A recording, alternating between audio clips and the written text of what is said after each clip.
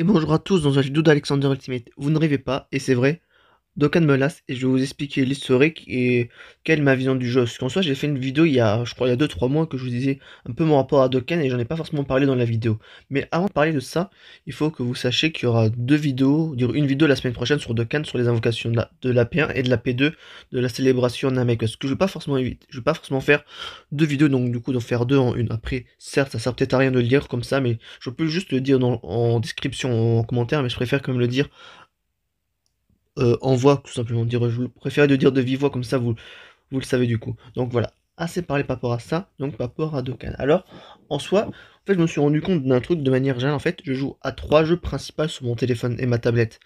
Dokkan Battle, Jurassic World le jeu, et Marvel Tournoi des Champions. Et en fait, de manière générale, en fait, il n'y a aucun jeu qui me lasse, et là, depuis 2 ans, Dokkan me lasse parce que en soi, il y a presque rien à faire de manière générale. Après aussi, c'est pas les mêmes types de jeux, mais je me lasse pas du tout sur Marvel Tournoi des Champions et sur Jurassic World le jeu, parce qu'il y a du contenu régulier, et aussi il y a des sortes de passes. Donc en soi, quand tu fais en soi, quand tu avances beaucoup dans le jeu, bah, t'as des récompenses. Sur Dokkan, t'as juste des missions par célébration. Et en soi, le sorte de pseudo personnage pixel, en soi, techniquement, l'idée elle est bien, mais à chaque truc, en fait, au lieu de nous donner la récompense en fin de mois, de donner peut-être 10 et peut-être d'augmenter ceci, donc, du coup, de faire ça par palier, peut-être on a telle récompense à 100 ACT, à 500 ACT, à 1000 ACT, à par combien de niveaux on fait pendant un mois, sur un an, vraiment d'avoir des missions prolongées. Et même techniquement, en soi, je parle de passes, mais vraiment presque maintenant tous les jeux ont des passes. Dokkan fait partie des jeux que je joue qui n'en a pas. Après, je sais pas si des belles en a, mais en soi, je trouve que Dokkan souffre vraiment depuis 2022 d'un manque de contenu énorme et c'est vraiment très saoulant pour moi parce que j'adore le jeu. Certes, il y a le côté collection et que ça soit aussi un jeu assez simple à jouer parce que moi, de manière générale, j'ai un peu du mal avec tous les jeux en FPS et même j'en parlerai dans un petit post là avant que Dragon Ball Daima sorte, même pas concernant aussi Sparking Zero en fait. Techniquement, je suis pas le public cible ah purée, je sais pas pourquoi je dis toujours Daimao, de Sparking Zero, parce qu'en fait, le gameplay, il est stressant, il est trop dynamique. Alors que Marvel Spider-Man 2, certes, il peut être dynamique, mais le gameplay, il est pas autant stressant. Et en fait, ce que je veux dire par là, c'est que pour moi, comme j'avais déjà dit dans l'autre vidéo, c'est qu'en soi, j'aime bien les jeux simples, et Dokkan est un jeu très simple, mais vraiment, je me lasse, et aussi quand je dis depuis 2022, parce que avant, je m'occupais pas de farmer les unités free-to-play.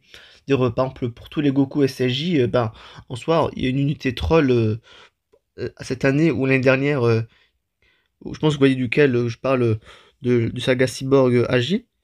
Et en soi, techniquement, en soi, depuis là, en fait, je farm des choses peut-être inutilement, mais c'est pour combler le manque, parce que du coup, ben, en soi, je ferme les persos free-to-play pour, voilà, comme j'ai dit, ouais, le farm de spé free-to-play, plutôt, c'est plus simple, je pense que vous comprenez, pour éviter de mettre des vieux cailles sur les persos, même si en soi, ces derniers temps, je m'en occupe un petit peu moins, et mon nombre de vieux cailles, maintenant, il a pas mal augmenté, je crois que je suis à 200 ou 300, alors que de manière générale, je fais toujours attention, j'utilise presque toujours pour augmenter les persos, et là, j'ai plein d'LR que j'ai passé ZLR, et je pense qu'il y en a moins facile, je peux utiliser moins facile, 50 vieux cailles, mais après, voilà.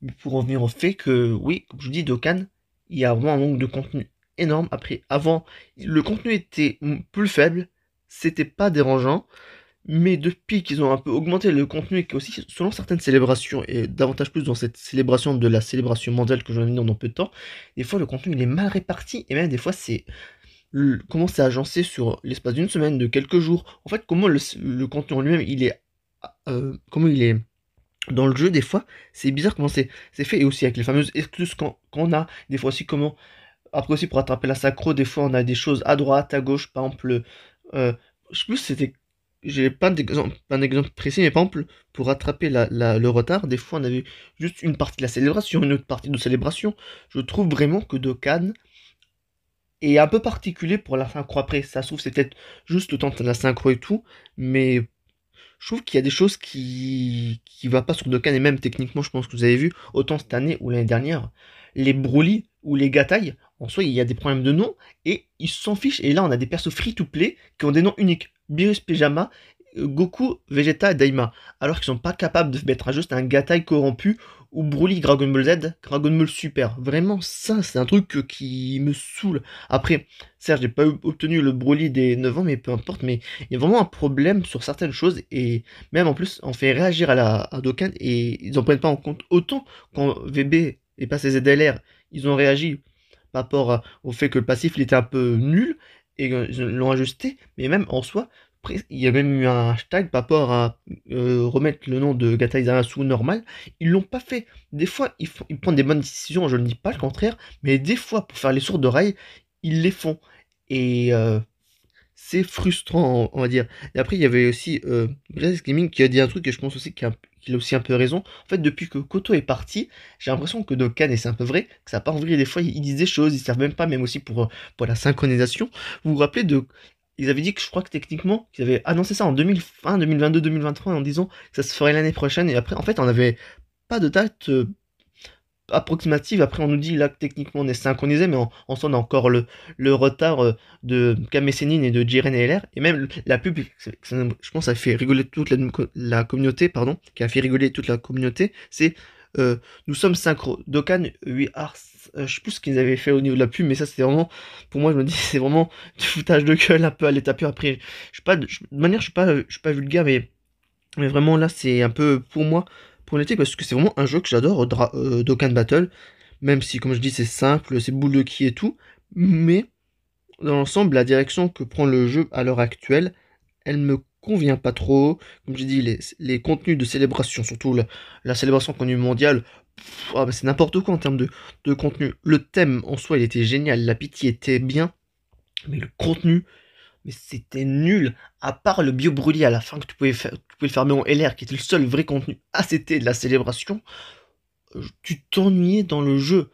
Et même là, moi, j'ai juste, comme tout le monde, tryhard les liens et aussi récupérer plus de gemmes. Après, je faisais les niveaux de liens, les 35-5, je sais plus lesquels. Après, je faisais le 38 pour récupérer des gemmes pour farmer aussi mes persos 100%. Et j'ai oublié de dire ça parce que tout à l'heure, quand je parlais de que je fais mes persos free to play, ben, en soi, après que j'avais fini ça en 2021-2022, les premiers, parce qu'après, là, j'ai un petit retard, mais je m'en fiche. C'est qu'en soi, je farme aussi les persos sous toutes leurs formes. Certes, c'est peut-être inutile, mais ça augmente légèrement la puissance de combat. J'en ai fait une petite vidéo, et en soi, entre ce que tu éveilles les personnages, de mettre les sphères de potentiel dedans, ça augmente petit à petit. Après, c'est pas énormément, mais après aussi, quand je fais les événements pour récupérer les personnages, les médailles, ben, il peut y avoir des liens qui peuvent monter le lien 10. J'en ai eu quelques-uns, et après aussi, surtout, je pense que ce que qu'on vous recommande presque pas, les youtubeurs on ne vous recommande pas, mais plus ce que dit Ambre sur Twitter, qui était avant un youtubeur sur Dokkan, dire une youtubeuse, je sais plus,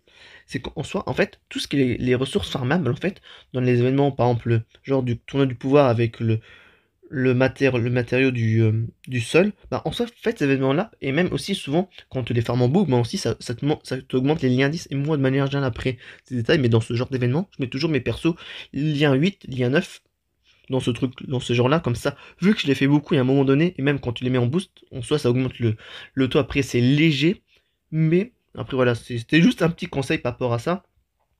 Mais pour dire dans la globalité que, en soi, techniquement, je dis que Dokkan me lasse, mais je le fais avec, et même, en soi, je pense que techniquement, en fait, je fais partie de ce genre de personnes, en fait, qui, même si des fois il y a des choses qui me plaisent pas, je reste attaché, car c'est quelque chose que j'adore.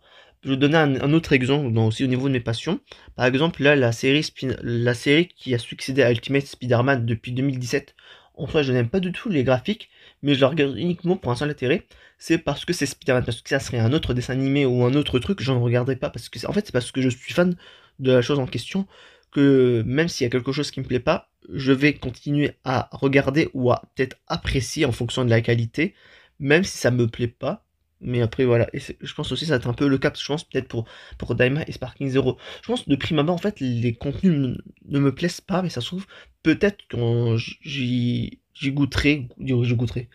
Quand, quand j'utilise, quand je serai peut-être plus dedans, peut-être ça me parlera plus, mais voilà. Je parle peut-être un peu pour rien pour cette fin de partie de vidéo, mais voilà. Après, je me suis rendu compte que j'ai oublié de parler d'un point important, que sont les animations des SP, et ça devient presque maintenant, j'ai envie de vous dire, ridicule, et ça devient bête la direction que ça prend.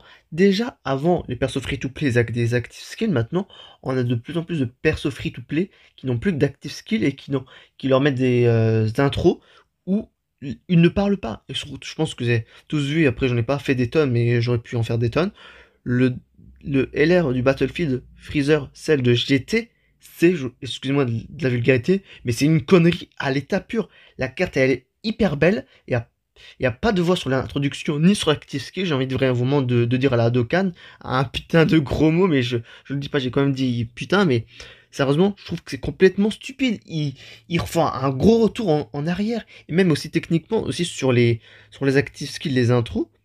Ça va faire depuis maintenant plus de 5-6 ans qu'il y a des fois les lèvres qui bougent ou très légèrement. Mais là, je pense que vous avez vu l'exemple, là, des gamins de cette année, des 9 ans, en soi, leur active skill, ils bougent pas les lèvres. Le début du jeu, bah même le végétaux que j'adore, le LR puissance, même quand il fusionne, il y a les lèvres ne bougent pas. Et quand tu vois un an après pour Gogeta Attack, ben les lèvres elles bougent, et depuis techniquement on devrait avoir les lèvres qui bougent presque pour rien. Après techniquement vous allez me dire, ah mais c'est rien, tu te plains de ça, mais en soi ça te met en immersion dans le jeu, et même en 2024 techniquement on est censé être plus beau que le jeu, et même améliorer le jeu qu'il était en 2019-2020, parce que même là que je redis pas pour au niveau des lèvres qui bougent, là, au début, à ce moment-là, entre 2019 et 2020, t'avais pas les lèvres qui bougeaient, et ça commençait à partir de 2021, 2022, et même quand tu regardes, par exemple, là, j'ai regardé à nouveau les animations des SSJ4 sur YouTube, en soi, après certes, c'est un perso anniversaire, mais les lèvres, presque, elles bougent en entier sur l'intégralité de l'intro ou de l'active skill. Et maintenant, des fois, t'as pas trop il n'y a pas trop le cas sur des unités qui sont sorties entre temps. Et je me dis vraiment, ça, déjà, de 1, les lèvres qui bougent pas, c'est vraiment complètement con. Ce qu'ils font de retirer maintenant les voix sur les persos free-to-play, c'est stupide, même si en soi, des fois, il y en a, des fois, il n'y en a pas, mais c'est bizarre leur logique.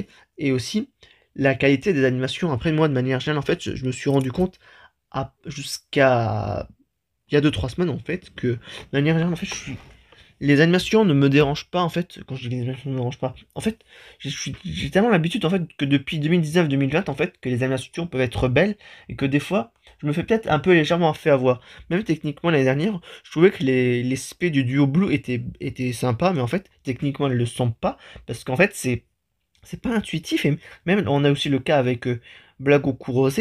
En fait, techniquement, c'est bizarre parce qu'en soi, comme j'ai dit, il y a même pas une minute, en soi, techniquement, le jeu avance, techniquement, le jeu est censé être plus beau, et des fois, t'as des gros retours en arrière, et même le cake qui est le plus chelou, je vous avoue, c'est qu'en soi, on a eu certes C21 après SDBH de l'année dernière, qui était presque 90, pardon, qui était presque plus beau que les Dokkan Fest de toute l'année, alors que c'est juste un Dokkan Fest normal, c'est même pas un Saiyan Day, un EDF de fin d'année ou je ne sais quoi, non, juste un Dokkan Fest simple, et même techniquement, je me dis, c'est frustrant d'en arriver à là, à un point qu'en 2024, t'as des unités qui sont moins belles, qui sont sorties il y a plus de 2 ou 3 ans du coup. Et même techniquement, en soi, si tu prends des unités actuelles et des unités qui sont sorties il y a 2 ans, des fois, t'as des unités de 2022 qui sont des fois plus belles que 2024. Et j'ai envie de dire, là, ça pose un très gros problème parce que techniquement, comme je dis, autant que ce soit Dokkan ou n'importe quel jeu vidéo, techniquement, un jeu s'améliore avec le temps. Et là, j'ai envie de dire, sur les animations, des fois, Dokkan se rétrograde avec le temps. Donc, se rétrograde, c'est pas forcément français, c'est ce que je veux dire. Mais des fois, Dokkan fait un très gros retour en arrière. Et des fois, je me dis, c'est complètement stupide ce qu'il fait en termes d'animation. Après, ça, c'est un raisonnement que j'ai eu il y a pas très longtemps. En fait, ce que me dis, comme j'ai dit il y a pas longtemps, c'est qu'en soi, moi, n'importe quel spé ne me dérange pas. En fait, je m'ai vraiment pris un gros recul en me disant, en fait, il y a vraiment un très gros écart des fois entre beaucoup de Dokkan Fest simples ou pas, et même aussi ce qui est proposé sur des grosses ou moyennes célébrations, mais je me dis en fait c'est vraiment une très grande disparité de Dokkan, et je me dis c'est vraiment chelou à tel point que c'est, et je parie, comme chaque anniversaire, là on va avoir quelque chose de très beau pour les 10 ans et tout, ils vont faire le maximum, puis après pour des trucs classiques, comme le Freezer et pardon, comme le Freezer ou d'autres persos aussi, quand je dis qu'il n'y a pas aussi les voix, aussi le fameux rire, ou quand il y a des fois des trucs emblématiques sur des persos maintenant, t'as, ils te font être frustré parce que t'attends peut-être un perso pour un truc en particulier au niveau de la voix, surtout le Freezer avec le ho ho ho, ou pour d'autres persos avec des trucs respectifs et tout, Mais tu n'as pas. En fait, techniquement, en fait, là, il joue avec notre frustration de Cannes sur les voix, sur les animations, sur beaucoup de choses. Et ça, je vous dis franchement, en fait, c'est ça qui me saoule, en fait, avec de Cannes, en fait. Parce que, autant de manière générale, comme je le dis, je n'ai pas forcément ce ressenti-là. Mais pour moi, comme j'adore vraiment beaucoup de Cannes, là, j'ai l'impression il y a vraiment un très gros retour en arrière et que ça me plaît pas autant qu'avant de Cannes. Et c'est bizarre de dire ça pour moi parce que, comme j'ai dit, c'est un jeu que j'adore, mais quand ça va pas, il faut le dire, et je le dis, et ça me plaît pas de le dire de cette façon, parce que de manière générale, je suis pas un hater de Dokkan, même si techniquement j'aurais pu juste arrêter de jouer au jeu, mais je ne veux pas parce que c'est mon choix, mais après voilà. Certes, l'explication elle était un peu longue pour l'ensemble, mais je préfère peut-être vous dire des choses en détail, peut-être un peu trop, mais que vous sachiez un peu mon point de vue en entier, et je vous dis à la prochaine, et à bientôt dans une nouvelle vidéo d'Alexander Ultimate. Sur ce, ciao. Merci d'avoir pris le temps et d'avoir regardé la vidéo en entier. Si ma vidéo vous a plu, n'hésitez pas à la commenter, à l'aimer et à la partager. Si mon contenu te plaît, n'hésite pas à t'abonner et à activer les notifications pour être au courant de mes prochaines sorties de vidéos. Et suis-moi sur les réseaux sociaux pour être tenu au courant des actualités de ma chaîne et pas que.